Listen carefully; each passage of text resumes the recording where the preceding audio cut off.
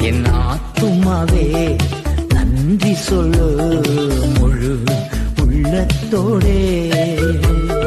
கர்த்தர் செய்த நன்மைகளை ஒரு நாளும் மறவாதே. கர்த்தர் செய்த நன்மைகளை ஒரு நாளும் மறவாதே.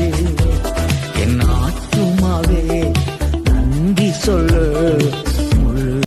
என் ஆத்துமாவே நன்றி சொல்லு முழு உள்ளத்தோடே.